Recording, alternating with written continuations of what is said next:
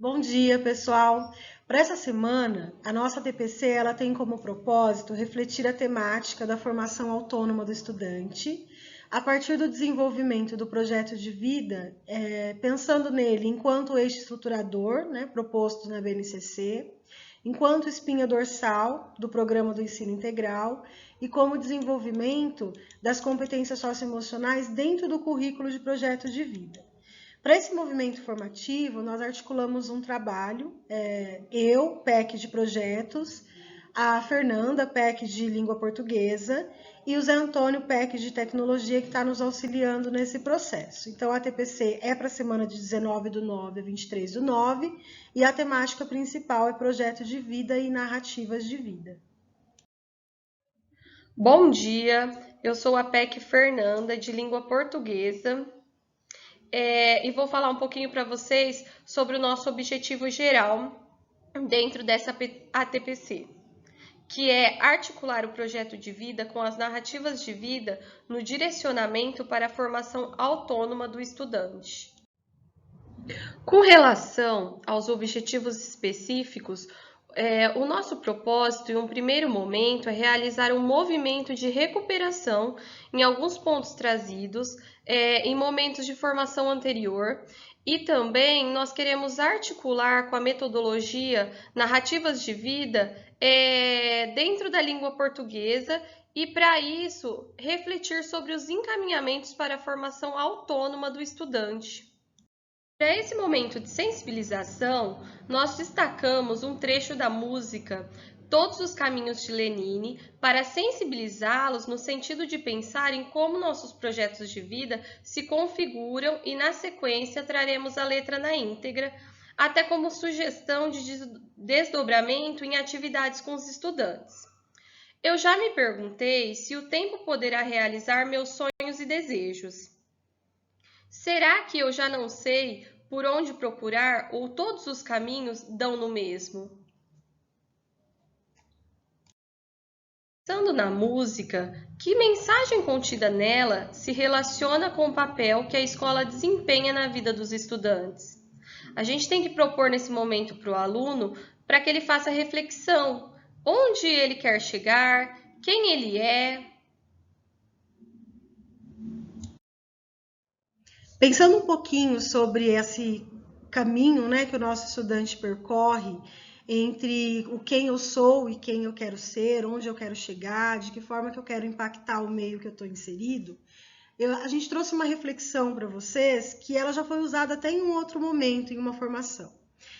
Das 4.000 escolhas diárias que nós fazemos, 90% delas são inconscientes. Então, tendo em vista que só 10% são conscientes, a gente precisa trabalhar melhor como o aluno vai realizar essas escolhas, Então, a nossa capacidade de escolher e como essas escolhas são feitas de forma consciente ou inconsciente, ela é um pontapé inicial para mobilizar no estudante essa consciência de que, na verdade, ele não precisa promover grandes mudanças na vida, no geral, mas ele precisa ter a perspectiva da vida própria dele para que ele impacte o meio e ele consiga se relacionar com os outros à sua volta. Como eu disse anteriormente, o projeto de vida, ele alinha esse trajeto entre o quem eu sou, quem eu quero saber e qual é o meu papel no mundo, dando suporte a essa perspectiva de vida que é formada desde as primeiras escolhas que são feitas, Esse movimento, na verdade, ele está alinhado à proposta dos 4 pilares da educação do Jacques Delors, que é o aprender a ser, o aprender a conviver, o aprender a conhecer e o aprender a fazer. Então, eu desenho a minha identidade, firmando quem eu sou. Eu aprendo a me relacionar com as pessoas nessa trajetória. Eu aprendo a buscar conhecimentos e a fortalecer as minhas aprendizagens nesse processo. E eu vou atuando nesse meio de uma forma consciente, autônoma e solidária. Bem, nesse processo, então, por que fazer uma TPC voltada a todos os professores e não exclusiva aos professores de projetos de vida? E por que trazer a Fernanda, que é PEC de língua portuguesa, junto comigo, que sou de projetos especiais? Bom, a linguagem, ela permeia esse processo, ela se mostra como uma ferramenta importante de prática social. E é com o uso dessa ferramenta que a gente consegue registrar esse caminho e contribuir para promover essas mudanças. Então, o aluno, ele parte do uso dessa linguagem, consegue traduzir os seus pensamentos e emoções em palavras e ele acaba conseguindo se comunicar, seja consigo mesmo ou com o outro. É através dessa linguagem que o estudante consegue fazer uma autorreflexão crítica e ele consegue materializar o seu projeto de vida, as suas perspectivas, as suas expectativas de uma forma mais concreta. É, na verdade, uma oportunidade de usar uma ferramenta de escrita de formas variadas, diversificadas, para comunicar ao outro sobre a minha narrativa de vida. E mais do que isso, acaba promovendo um amadurecimento do estudante no que diz respeito à sua trajetória. Na verdade, não é só o professor, o aluno, o estudante que amadurece, mas o professor também acaba amadurecendo nesse processo. Existem algumas atividades que já são propostas, que são, eu trouxe como 2 exemplos, a cápsula do tempo e a escrita de uma carta para si mesmo. A gente promove esse momento de escrita e a gente recupera essa escrita, revisita essa escrita um tempo depois. E aí a gente consegue perceber o quanto que as nossas ideias, as nossas expectativas vão mudando nesse processo e amadurecendo. Nesse momento, então, nós trazemos o projeto de vida sobre o viés da BNCC, como ele está posto na BNCC, como ele é visto dentro do programa do ensino integral e como que ele se configura dentro do componente projeto de vida. Então, na BNCC, a gente tem um alinhamento entre as competências cognitivas e as competências socioemocionais, direcionando para essa formação autônoma do estudante. Sendo assim, o projeto de vida ele se configura como um eixo estruturador, sendo parte de todos os componentes curriculares e agregando um sentido mais amplo ao projeto de vida. Ele acaba não sendo específico do componente projeto de vida. Dentro do programa do ensino integral, o projeto de vida ele é considerado a espinha dorsal, né? Ele vai aglutinando todas as propostas e atividades e com um sentido direcionado à formação integral do estudante. É um fato que não se restringe ao programa ensino integral, mas ele se alinha ao processo de ensino-aprendizagem de todas as unidades escolares. No caso do componente curricular, ele traz uma proposta de vivência dessas competências socioemocionais de um jeito mais organizado, com uma intencionalidade e com um encadeamento, seja dentro da série, seja ou dentro do ano, ou seja dentro do ensino fundamental, ou dentro do ensino médio, ou dentro do ensino fundamental anos iniciais, por exemplo. Todo esse caminho, ele prevê a formação do aluno, de um aluno que seja competente, que seja autônomo e que seja solidário. Nesse contexto formativo, nós vamos destacar o projeto de vida na perspectiva da BNCC. Nós vamos recuperar alguns materiais que já foram utilizados anteriormente, mas com um foco na intencionalidade de hoje. Retomando, então, né, a gente vai focar agora no uso da matriz das competências da BNCC. E aí nós escolhemos uma imagem que ela retrata bem o centro da circunferência, que é a formação da autonomia nos estudantes. A autonomia é uma temática muito ampla, né, muito complexa, que não é o foco da TPC de hoje, mas é o direcionamento das nossas ações e as atividades que a gente propõe para discutir hoje é a formação da autonomia nos estudantes, tá? Então, atrelado a isso, a gente tem no desenho da circunferência os 4 pilares da educação do Jacques Delors, que já foi falado nos slides anteriores, e as 10 competências gerais da BNCC, que na verdade se configuram como um trabalho articulado entre as competências cognitivas e socioemocionais.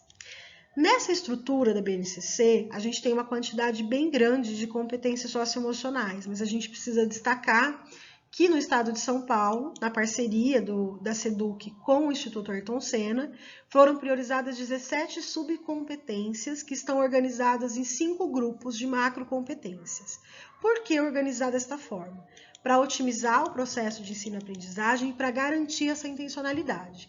Então, vocês vão perceber nos próximos slides que elas estão organizadas de uma forma que eu não atropelo e não fico preocupado em atingir todas ao mesmo tempo, né? Na verdade, eu tenho um encadeamento que garante o sucesso desse processo de ensino-aprendizagem. O projeto de vida, então, dentro da BNCC, ele está descrito com foco na valorização dos saberes e nas vivências culturais, bem como os conhecimentos e experiências que permitem ao estudante que ele faça escolhas alinhadas ao exercício da cidadania e ao seu projeto de vida, com liberdade, autonomia, consciência crítica e responsabilidade. Ele tem muito a ver com aqueles primeiros slides de sensibilização em relação às nossas escolhas e a consequência que as escolhas que nós fazemos ao longo da nossa trajetória influencia e nos direciona com assertividade ou não para esse processo de construção do quem eu sou e onde eu quero chegar. Outra vertente, né, o outro foco que nós vamos dar para esse projeto de vida é na perspectiva do programa do ensino integral e os seus conceitos estruturantes, né, tendo em vista que todo o desenho do programa do ensino integral ele é feito em torno do projeto de vida do estudante. Nesse percurso, então, né, o programa do ensino integral, ele traz o projeto de vida como espinha dorsal. Por quê? Porque ele considera que cada proposta de atividade, ela se articula ao projeto de vida do estudante. É uma questão, na verdade, que se não diferencia muito do que está sendo proposto pelo novo ensino médio e pelos desdobramentos que acontecem dentro do próprio componente de projeto de vida. Então, por mais que eu tenha trazido como um alinhamento da escola de tempo integral, é uma realidade de todas as escolas, das escolas de tempo parcial também. Aqui tem um infográfico, né, bastante característico da escola PEI, a escola de tempo integral, que são as atividades propostas dentro do programa e o projeto de vida aí está como eixo central. E se a gente lembrar um pouquinho, durante a trajetória do processo de construção do novo ensino médio, a gente escutou muitas vezes falar sobre a escola da escolha, né? A escola da escolha do estudante. Na verdade, é uma escola alinhada a esse projeto de vida do estudante. Nesse momento, então, nós vamos destacar o projeto de vida no desenvolvimento do componente curricular projeto de vida, que não é específico do programa do ensino integral, né, que está presente nas escolas de tempo parcial também, e que também se desenrola nesse trabalho de encadeamento das competências socioemocionais e no trabalho intencional com essas competências.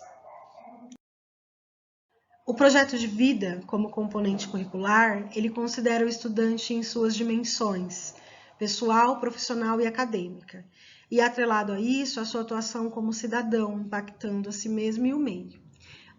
Esse slide, eu trouxe eles para recuperar com vocês uma questão que eu venho orientando muito em eletivas, para que os planos de eletiva sejam organizados considerando essas dimensões. Até mesmo para eu conseguir atingir o estudante na sua totalidade, né? Em como ele se firma como pessoa, como profissional e como trajetória acadêmica.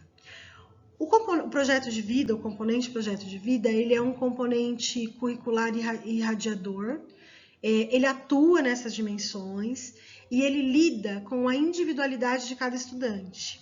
Ele nasce de uma questão bem subjetiva, que é os sonhos, portanto, ele é único, ele é próprio do estudante.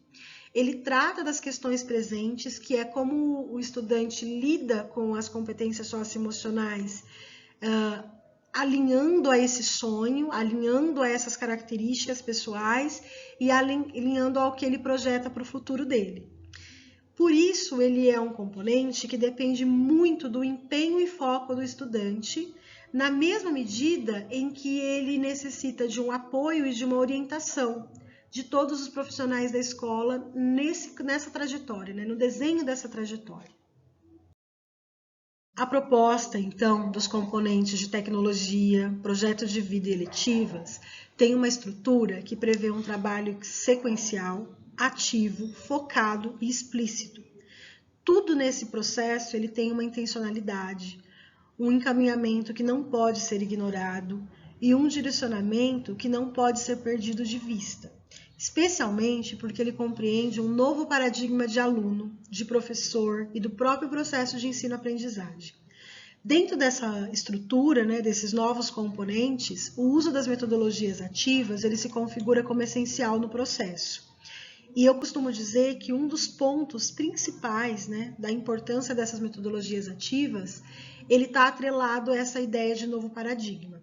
Se eu tenho um novo aluno, eu não posso continuar dando as aulas da mesma forma que eu vinha fazendo isso. Eu preciso ter uma nova postura como professor e um novo olhar para essa relação professor-aluno dentro do processo de ensino-aprendizagem.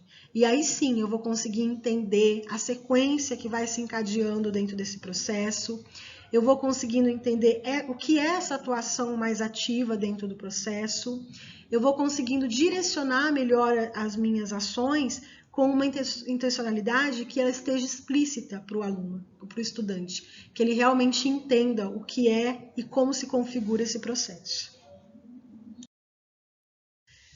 As competências socioemocionais, então, dentro do componente curricular projeto de vida, elas são propostas de uma forma encadeada, né, como eu disse anteriormente, e elas vão se repetindo em uma escala que considera a maturidade dos estudantes, o contexto em que eles estão inseridos, a intencionalidade muito própria do ano série em que esse estudante está cursando. E é por isso que ela faz um movimento de ir e vir, né? Em alguns momentos ela se repete, seja dentro do próprio ano ou da própria série, ou seja dentro do percurso, né? Vamos entender que, por exemplo, uma situação de empatia. Eu vou ter uma postura com uma determinada idade e eu vou ter um amadurecimento nesse processo e eu vou agir de uma forma diferente lá na frente. Às vezes tem a ver com o momento que o estudante está vivendo, tem a ver com o lugar onde ele está inserido, a escola onde ele está participando das atividades, a forma como as atividades estão sendo conduzidas, e por isso que a gente tem um movimento de ir e vir. A gente entende também que até nossa postura como profissional diante do uso dessas competências socioemocionais, ela oscila muito. E é por isso que a gente tem que ser exposto ao máximo possível de vivências para compreender o que tem por trás e como ela se direciona aí dentro da nossa vivência. Dentro dessa estrutura, então, né, de subdivisão do projeto de vida, com o intuito de priorizar esse movimento de ir e vir e organizar de uma forma com mais intencionalidade, com maior clareza, eu trouxe aqui uma outra configuração de organização, e essa dividida dentro dos anos, né? E depois na outra tela vocês vão ver dividida dentro das séries.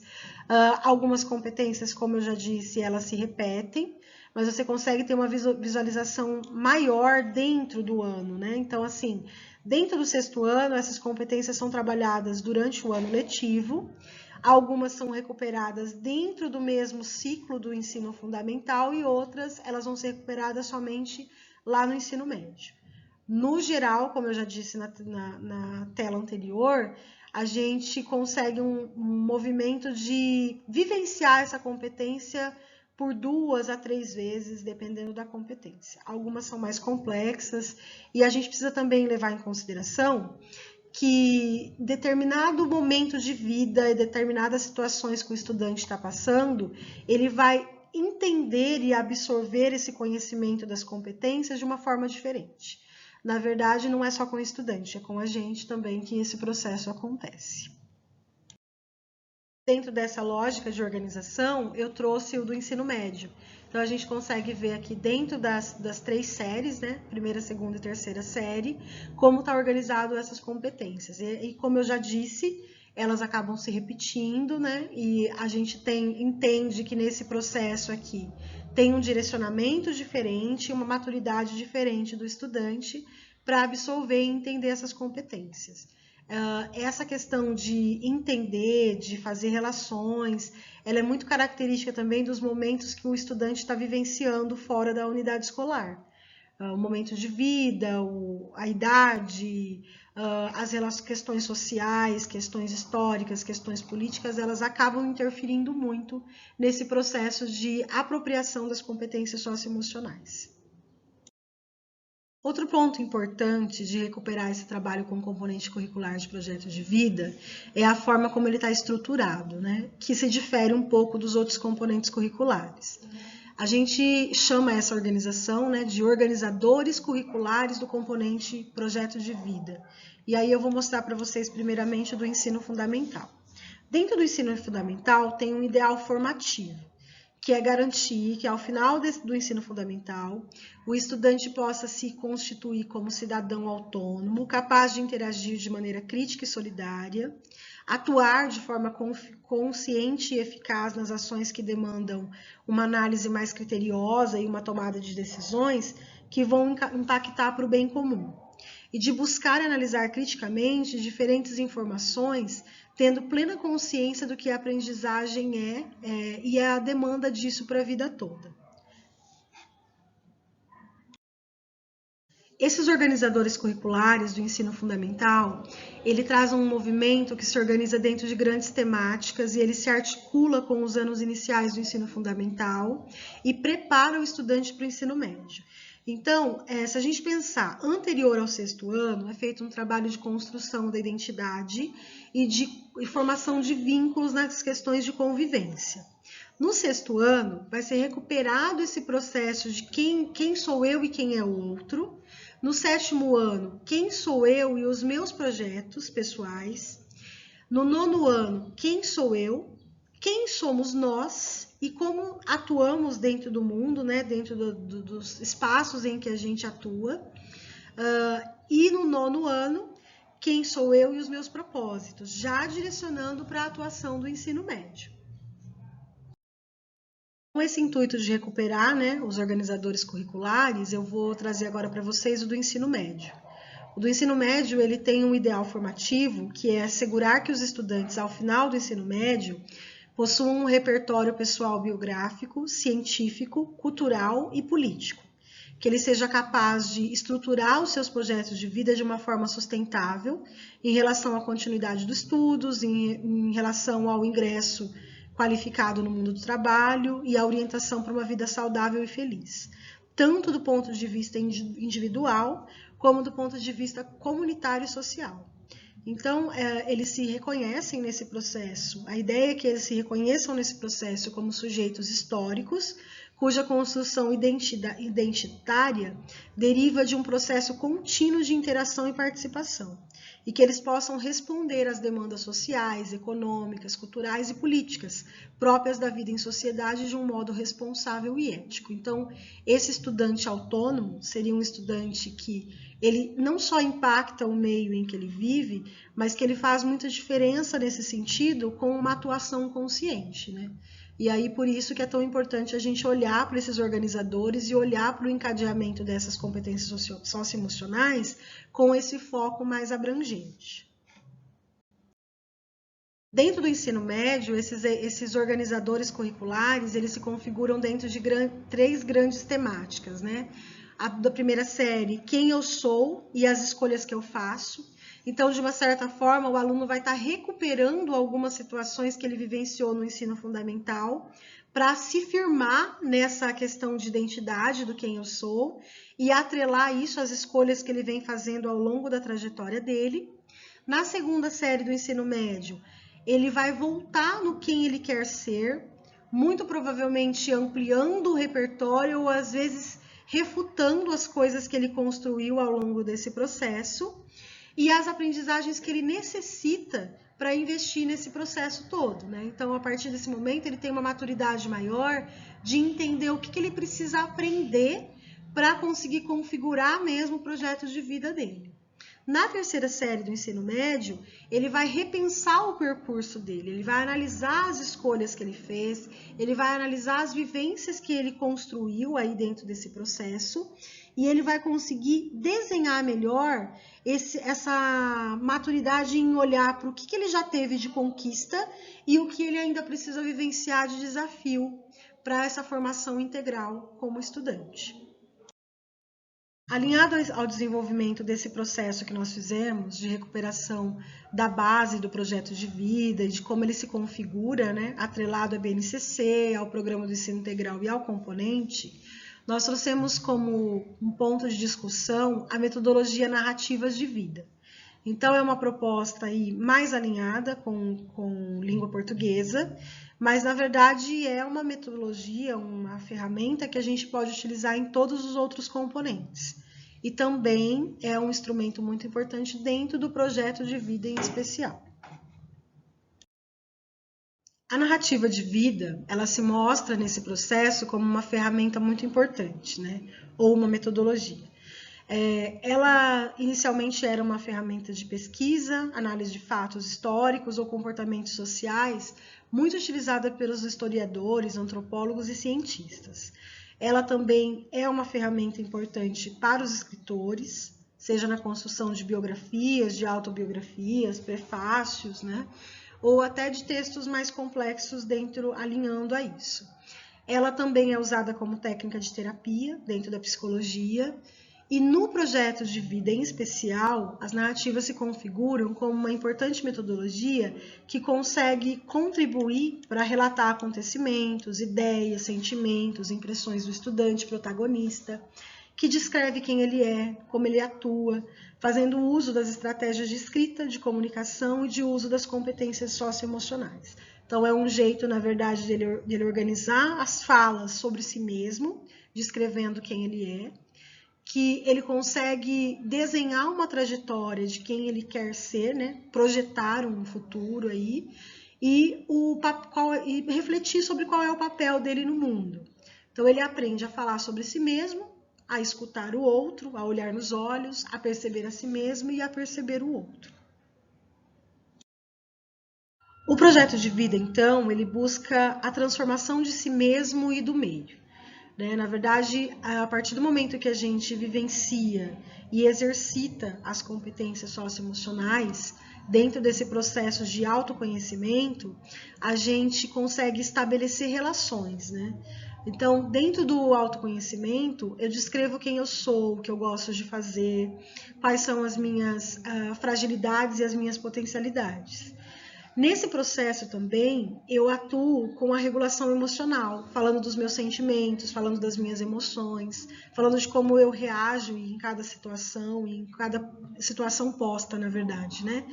E também sobre a construção dos planos futuros. Então, além de passar pelo processo de autoconhecimento e de regulação emocional, eu começo a projetar os meus planos para o futuro. A narrativa de vida mais comum dentro do contexto do projeto de vida é a autobiografia, quando eu falo de mim mesma, a biografia, quando eu falo do outro, quando eu conto sobre o outro, sobre a trajetória de vida do outro, e o prefácio, que traz esse mesmo conhecimento, mas de uma forma mais velada, seja no meu jeito de escrever, nas lacunas que eu deixo ali de interpretação, que eu permito o outro descobrir coisas sobre mim, né? Sobre o que eu relato sobre mim ou sobre o que eu relato sobre quem está produzindo o texto. Falando mais propriamente das narrativas, nós entendemos que no processo de escrita, o estudante precisa organizar suas ideias para que ele possa colocá-las no papel. E a partir disso, conseguir escrever. E essa escrita auxilia numa visualização mais concreta dos seus próprios pensamentos, dos seus desejos, dos seus sonhos. E dentro da língua portuguesa, esse movimento ele pode assumir diversos formatos, falando mais propriamente dos gêneros textuais, como um diário, cartas, memórias, poemas, músicas, roteiros. E através desse material, nós também podemos explorar os pronomes pessoais, os marcadores temporais, os verbos no pretérito, modalizadores, entre outros. Pensando em exemplificar essa questão das narrativas de vida, nós escolhemos a escritora Clarice Lispector, considerada a escritora inqualificável no estilo e na forma de escrever, que costumava se descrever de uma forma muito poética e muito própria, né? Um jeito de escrever muito próprio. Clarice Lispector era dona de uma personalidade enigmática e de uma linguagem poética e inovadora. Uma autora reconhecida como uma das mais importantes literatas do século XX, forjou para si mesma uma lenda que segue atual. Quando perguntada sobre para quem que a Clarice escrevia, ela dizia que ela não escrevia para agradar ninguém, né? Ela teve seus textos inúmeras vezes recusados pelas editoras, e ela sempre se queixava de não entenderem o que ela escrevia. E ela seguia escrevendo para ela mesma, e quem estivesse aberto, né, a entender e apreciar, que o fizesse. E aí nós escolhemos esse trecho, para ela, Clarice falando de Clarice, né? Eu sou o que sou, e como sou, Clarice Lispector? Sou o que quero ser, porque possuo apenas uma vida, e nela só tenho uma chance de fazer o que quero. Tenho felicidade bastante para fazê-la doce, dificuldades para fazê-la forte, tristeza para fazê-la humana e esperança suficiente para fazê-la feliz.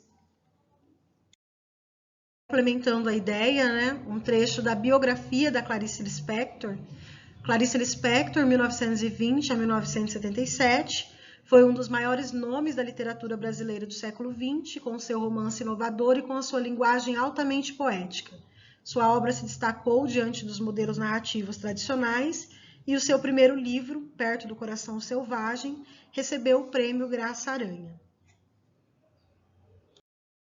Pensando um pouco nos prefácios, né, a gente traz o trecho da escritora Luciana Braga, em um artigo intitulado 100 anos de Clarice, como Clarice Lispector contornou dilemas da vida e da escrita, em que tem trechos em que a autora Marina Colasanti a descreve. Eu destaquei o seguinte trecho para vocês. A primeira crônica que destaco é O Grito, publicada em 9 de março de 1968, em que ela inicia: sei que o que escrevo aqui não se pode chamar de crônica, nem de coluna, nem de artigo. E assim, humildemente, ela vai soltando um grito de desconforto de ser e estar no mundo.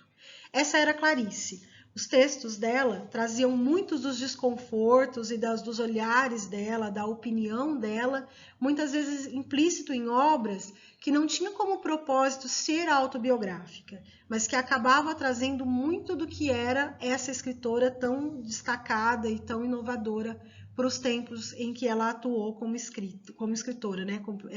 Pelo tempo de vida mesmo dela. Pensando nas narrativas de vida, então, a gente tem uma gama bem grande de possibilidades, né? A gente tem as autobiografias, as biografias, os prefácios, mas atrelado a isso a gente tem as memórias, as crônicas, a poesia, os relatos de experiência vivida, os artigos de opinião, que de uma certa forma trazem implícito um pouquinho do que a gente é, um pouquinho da nossa identidade. E aí nós destacamos o trecho de um poema que pode ser explorado com desdobramentos tanto para a narrativa de vida quanto do projeto de vida na íntegra. E aí eu trago uma reflexão para vocês após, né, esse trecho.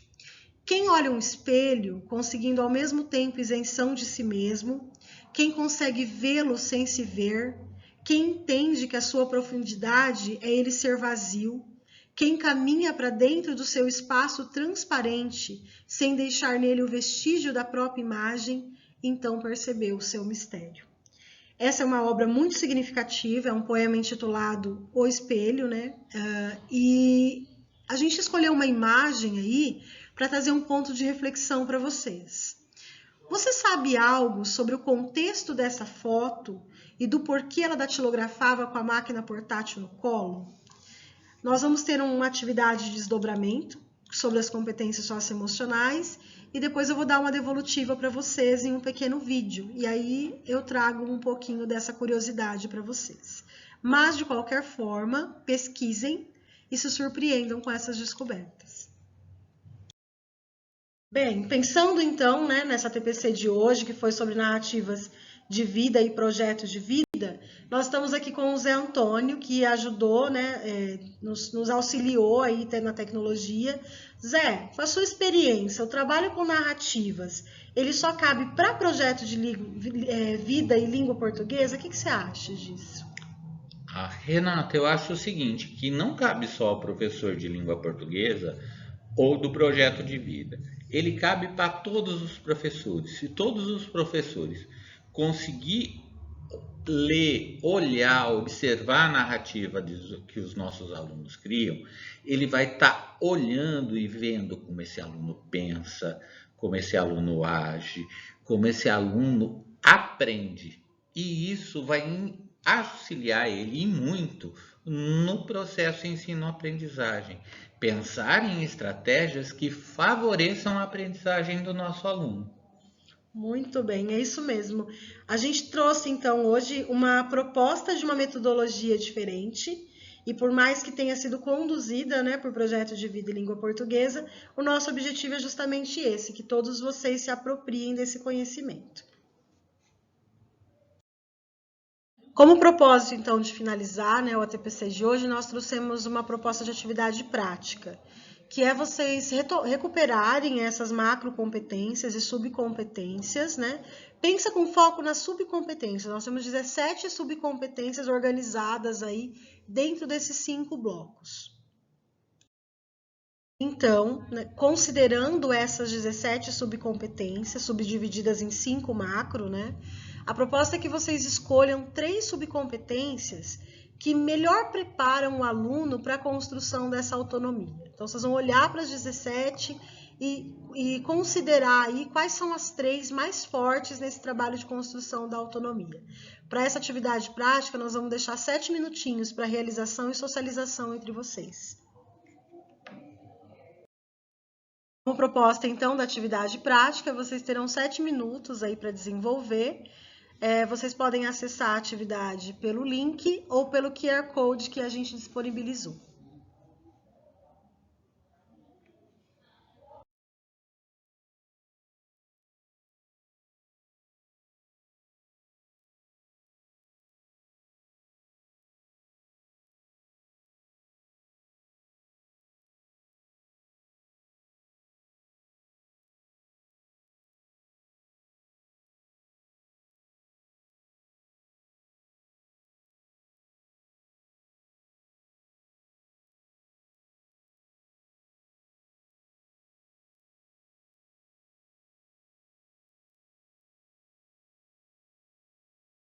Material complementar de estudo, nós vamos encaminhar junto ao PPT, que vai para a escola, o resumo das competências socioemocionais, para vocês usarem aí como subsídio. Segue nos slides as referências que nós utilizamos para construir esse material.